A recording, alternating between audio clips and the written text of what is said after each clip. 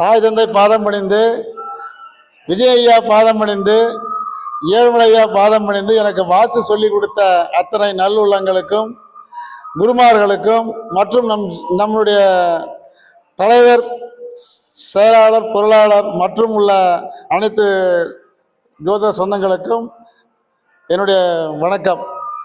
எனக்கு பேச கொடுத்த தலைப்பு வந்து திருமணங்கள் தடம் ஏன் அப்படின்னு ஒரு தலைப்பு. 9/7/1970 10:30 AM, அதாவது பூரா 4ஆம் பாதம், சுக்கிரதசை 2 வருஷம் 7 மாதம் 19 நாள் இருப்பு, ஜனனகால இருப்பு. லக்னம் வந்து சிம்ம லக்னம். லக்னத்தில் வந்து சந்திரன், கேது, சுக்கிரன் 2ல் மாந்தி, 3ல் குரு, 7ல் ராகு, 9ல் சனி, 11ல் வந்து சூரியன், செவ்வாய், 12ல் புதன். இந்த ஜாதகர் வந்து என்கிட்ட இது எப்போ கேட்டாருன்னா, இது ஒரு இப்போ 2016 கேட்டார். இது சரி, இதுக்கு இன்னைக்கு வேணும்னு கூட தூக்கிட்டு வந்துட்டேன். இந்த ஜாதகம் வந்து இது ஒரு எல்லாத்துக்கும் நல்லா இருக்கும் அப்படின்னு எடுத்துகிட்டு வந்தேன். அப்போ இந்த ஜாதகக்காரர் வந்து கேட்டாங்க, ஏன்னா எனக்கு எது நீ சொல்ல வேணாம், என் ஜாதகத்தில் என்னுடைய குடும்பம் எப்படி இருக்கும், எனக்கு பசங்க எப்படி இருக்கும், எனக்கு தாரங்கள் முதல் தாரமா 2ஆம் தாரமா அப்படின்னு என்னை கேட்டாங்க. சரி, நான் சொன்னால் நீ கோச்சிக்க, நான் கேட்டேன். நான் கோச்சிக்க மாட்டேன், சொல்லுங்க அப்படின்னாங்க. சரி, நான் என்ன சொன்னேன்னா, அதாவது லக்னப்புள்ளி வந்து உத்திரம் 1ஆம் பாதம், சூரியங்கால சூரியன் போய் எங்கே போயிட்டாருன்னா போய் 11ல் உட்காந்துட்டாரு. பொதுவாக லக்னாதிபதி 11க்கு போனாவே முதல் தாரம் இருக்கக்கூடாது, அதான் விதி.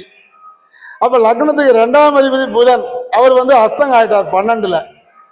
அப்போ 2ஆம் அதிபதி புதன் அஸ்தங்க ஆனாலும் அது முதல் தாரம் இருக்காது, அதாவது இருக்கும், உறவுகள் இருக்காது, மனைவி இருக்கும், உறவுகள் இருக்காதுன்னு ஒரு விதி இருக்குது. அப்போ 3ஆம் இடம் தான் முயற்சி ஸ்தானம், சகோதர ஸ்தானம்னு பேர். அப்போ 3ஆம் அதிபதி சுக்கிரன் லக்னத்தில் இருக்கிறார். அப்போ கூட பிறந்தவங்க வந்து ஜாதகருக்கு 4 பேர் இருக்கும் அப்படின்னு ஒரு விதி. 2 ஆண் 2 பொண்ணு இருக்குது அப்படின்னு ஒரு விதி இருக்குது.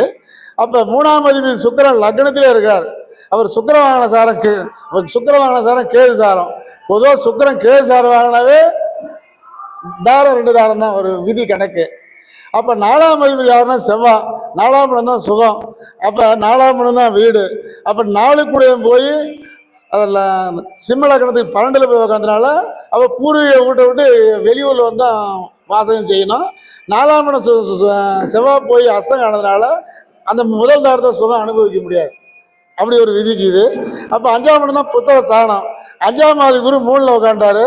குரு நின்ன சாரம் சித்திர 4ஆம் மாதம் செவ்வாய் சாரம். சூரியனோட செவ்வாய் சேர்ந்து அவர் வந்து 11ல் உட்காந்தனால ஒரு ஆண் ஒரு பொண்ணு இருக்குது ஜாதகத்துக்கு. அப்போ உறவுகள்லாம் உண்டு, அதாவது மனைவி கூட பேச மாட்டாங்க ஆச்சுங்களா.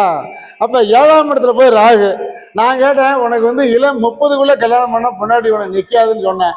எப்படி சொன்னேன் அப்படின்னு கேட்டாங்க. லக்னத்துக்கு வந்து 7ஆம் இடத்துல ராகு உட்காந்து, ராகு போய் சதய 2ஆம் பாதம் சாரை வாங்கிட்டு அந்த வீடு கொடுத்தவன் சனி போய் 9 நீட் ஆகிட்டாரு. அந்த சனி உட்காந்த வீட்டுக்காரன் செவ்வாய் போய் அசங்க ஆகிட்டார். போய் 11ல் அந்த 11ஆம் மாதி வீட்டுக்காரன் போய் புதன் வந்து தனக்கு 12ல் உட்காந்தனால உனக்கு படுக்கை சுகம் முதல் மனைவி கூட இருக்காது, அது ரூட் மாறிடும் அப்படின்னு சொன்னேன். ஆமாங்க, மாறிடுச்சிங்க அப்படின்னா. சரி, அப்போ 2ஆம் தாரம் தான் நீ கல்யாணம் பண்ணிக்கணும், கிழக்கு திசையில் கல்யாணம் பண்ணியா அப்படின்னா. ஆமாம் அப்படின்னாங்க. ஒன்று விட உன்னோட வயசு கம்மி உள்ள பொண்ணு தான் கட்டிருப்பாருன்னு. ஆமாம், இளமையான பொண்ணு தான் கட்டிக்கிறேன், கிழக்கு திசை தான் கட்டிக்கிறேன் அப்படின்னாங்க. சரி, இப்போ எனக்கு வந்து முதல் மனைவி வந்து எப்பயுமே என்கிட்ட கூடுமா கூடாதான்னாங்க. எப்பயுமே முதல் மனைவி கூட்டினேன்னா உனக்கு ஆபத்து தான். எச்சுப்படாத மொத்தம் கொடுத்துக்கிட்டா உனக்கு வாழ்க்கை நல்லா இருக்கும். முதல் மனைவி கொண்டு உறவுகள் இருக்கலாம், பசங்க வரும் போகல தவிர, ஆனால் உறவுகள் வந்து அதே பசங்க கூட உங்கள்கிட்ட நெருங்கி வராது. அதாவது பணத்துக்கோசரம் வருமே தவிர, அதாவது உறவுக்கோசரம் பசங்கள்லாம் அம்மாலாம் வரமாட்டாங்க. அப்போ 2ஆவது மனைவி தான் உனக்கு வாழ்க்கை சிறப்பாக இருக்கும்.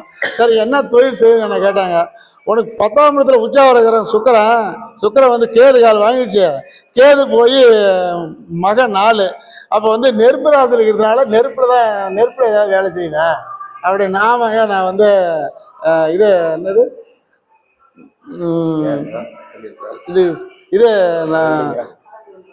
நான் மிட்டாய் மாஸ்டராக இருக்கிறேன் அப்படி, நான் நெருப்பில் வேலை செய்கிறேன், அது மிட்டாய் மாஸ்டராக இருக்கிறேன், நான் அந்த தொழில் தான் செய்கிறேன் அப்படின்னா. அது ஒன்றும் பிரச்சனை இல்லை அப்படின்னாங்க. சரிண்ணா, இப்போ நான் வந்து காலமெல்லாம் என்ன தொழில் செய்யலாம் ஜோதிடம் படிப்பனா அப்படின்னாங்க.